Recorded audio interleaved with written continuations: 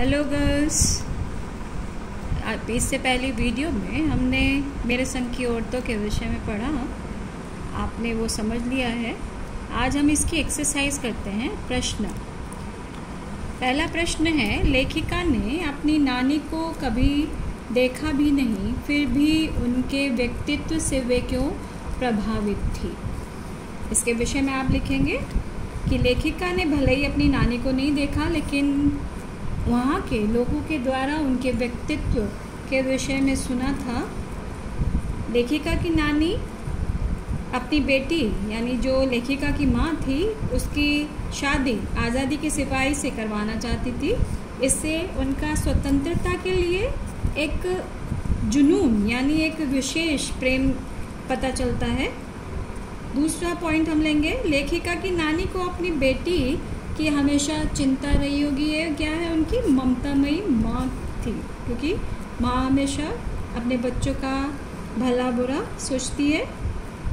तीसरा पॉइंट, उनकी नानी पर्दानशी यानी पर्दा करती थी, अनपढ़ थी और परंपरागत तरीके से रहने वाली महिला थी, पर वे अपने निजी जीवन में आज़ाद ख्याल भी रखती थी।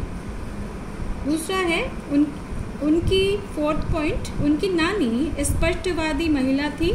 उन्होंने बिना संकोच अपने मन की बात स्वतंत्रता सेनानी प्यारेलाल शर्मा से कह दी, जिसे सुनकर वह दंग रह गए थे।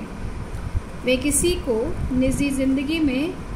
की भी ज़िंदगी में हस्तक्षेप नहीं करती थी, यानी किसी की ज़िंदगी में वो बेवजह प्रवेश नहीं करती थी, भले ही वे लेखिका के नाना ही क्यों न हो। दूसरा प्रश्न है, लेखिका की नानी की आज़ादी के आंदोलन में किस प्रकार की भागीदारी रही। उन्होंने कहने को तो वो अनपढ़ थी, पर्दानशी थी और कोई ऐसा आज़ादी के आंदोलन में भी उन्होंने भाग नहीं लिया, लेकिन फिर भी उन्होंने जो स्वतंत्रता सेनानी थे उनसे अपनी बेटी की शादी के लिए एक आज़ाद सिपाही से करने के लिए कहा, और इसी बात से हम ये समझते हैं कि इस प्रकार उन्होंने आज़ादी के आंदोलन में अपनी भागीदारी निभाई। लेखिका की माँ परंपरा का निर्वाह न करते हुए भी सबके दिलों पर राज करती थी। इस कथन के आलोक में बताइए, यानी लेखिका की माँ की विशेषता, क्या विशेषता थी। वो घर का कामकाज तो कुछ नहीं करती थी, लेकिन फिर भी सबके दिलों पर राज करती थी। वो वजह थी, एक तो वो किसी दूसरे की बात को किसी दूसरे के सामने प्रकट नहीं करती थी, यानी गोपनीयता को बनाए रखती थी। और उनका जो एक घर में एक दबदबा था, वो इसलिए था कि वो अपने मन की बात को अपने तक ही सीमित रखती थी, और वे हमेशा एक आज़ादी का उनमें जुनून था और वे हमेशा सच बोलती थी। इससे उनके जो परिवार वाले थे वो हमेशा उनका सम्मान करते थे। दूसरा है इसी का पॉइंट, लेखिका की दादी के घर का माहौल का एक शब्द चित्र अंकित कीजिए। शब्द चित्र कहते हैं एक अपने शब्दों के माध्यम से जो उनकी दादी के परिवार का जो परिवेश था, जो वातावरण था, उसको आपको बताना है। जैसे वो दादी क्या थी, लीक से हटकर थी। उन्होंने हमेशा, लोग पुत्र की कामना करते हैं, लेकिन उन्होंने पुत्री की कामना की, और जो घर की स्त्रियां थी उनको हमेशा सम्मान देती थी। और खुद लेखिका की माँ को परिवार भर के लोग भी अच्छे से मानते थे। परिवार का वातावरण धार्मिक था। स्वयं दादी नियमित रूप से मंदिर जाया करती थी। उनके परिवार में साहित्यिक माहौल था। साहित्यिक माहौल इसलिए कि सब लोग लेखन के कार्य या पढ़ने के कार्य में ज़्यादा व्यस्त रहते थे। लेखिका की माँ पुस्तकें पढ़ने, चर्चा करने, संगीत सुनने में अपना समय बिताया करती थी, और वहाँ की स्त्रियों का इतना सम्मान किया जाता था कि 5 पुत्रियाँ पैदा होने पर भी घर में लेखिका की माँ का आदर कम नहीं हुआ था। यानी कहने का तात्पर्य उस घर में स्त्रियों का सम्मान होता था। अब है आप अपनी कल्पना से लिखिए कि परदादी ने पतोहू के लिए पहले बच्चे के रूप में लड़की पैदा होने की मन्नत क्यों मांगी होगी। क्योंकि उस समय ऐसी मन्नत मांगना और सबके सामने बताना अत्यंत साहसपूर्ण कार्य था। ऐसा करके वे सबसे अलग दिखने की चाह रखती होंगी। उनके ऐसा करने का दूसरा कारण यह रहा होगा कि वे स्वयं भी क्या थी, महिला थी। उन्होंने महिला होकर स्वतंत्र जीवन जिया तथा अपने जीवन में किसी प्रकार की रोक टोक नहीं देखी। इसीलिए महिला होना उनके लिए एक गर्व की बात थी। डराने धमकाने, उपदेश देने या दबाव डालने की जगह सहजता से किसी को भी सही राह पर लाया जा सकता है। क्वेश्चन नंबर 5, पाठ के आधार पर इसका तर्क सहित उत्तर दे। तर्क कहते हैं कारण के सहित आपको उत्तर देना है।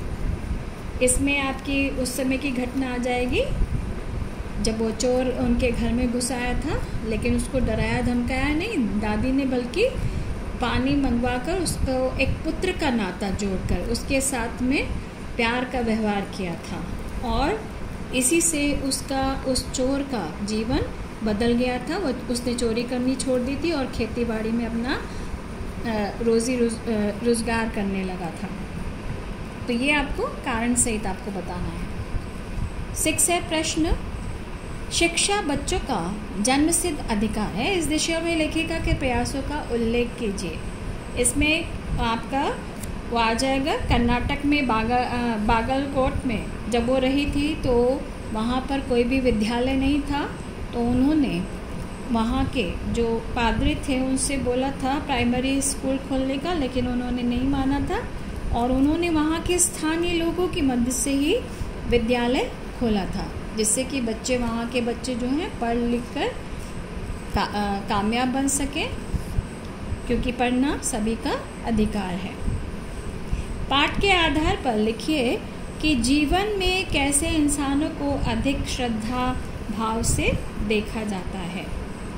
कैसे लोगों को श्रद्धा भाव से देखा जाता है? जो अपने स्वार्थ तक ही सीमित न रहकर बल्कि दूसरों की भलाई के लिए कार्य करते हैं, यानी परोपकार के कार्य करते हैं। जो दूसरों की भलाई के लिए अपना धन, समय, श्रम आदि लगाने से भी कभी नहीं घबराते हैं। जो परिवार के अलावा समाज के अन्य लोगों को भी उचित राय देते रहते हैं।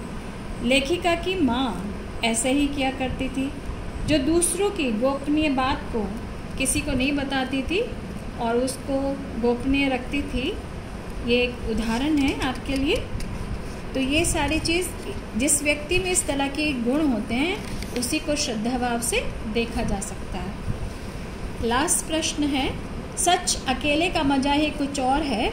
इस कथन के आधार पर लेखिका की बहन एवं लेखिका के व्यक्तित्व के बारे में अपने विचार व्यक्त कीजिए। जो यहाँ पर उनकी तीसरे नंबर की बहन थी लेखिका की रेणु, वह जिस काम को सोचती थी उसे करके ही रहती थी। कोई कितना भी समझाता रहे पर वह नहीं मानती थी। इसमें उसकी जिद कम, दृढ़ निश्चय अधिक रहता था। एक बार वह बारिश में 2 मील दूर स्कूल पैदल करने की जिद पर अड़ी रही और सबके कहते रहने पर भी स्कूल बंद होगा, पर वह नहीं मानी और बारिश में ही अकेले स्कूल तक गई और स्कूल जब बंद था तो वापस आई। इस तरह वह मंजिल की ओर अकेले बढ़ने की दिशा में उत्सुक रहती थी। लेखिका ने भी अपने जीवन की राह पर अकेले चलकर डालमिया नगर में स्त्री पुरुषों के साथ नाटक खेलकर और सामाजिक कार्यों में जो धन एकत्रित किया था उसको उन्होंने वहाँ के अकाल राहत कोष में दिया था और कर्नाटक में अथक प्रयास से अंग्रेज़ी, कन्नड़, हिंदी 3 भाषाओं पढ़ाने वाला स्कूल खोला था और उसे मान्यता दिलवाई थी। तो ये सब कार्य क्या हैं? जब आपके मन में जुनून होता है, जज्बा होता है, तभी आप इस तरह के कार्य कर पाते हैं।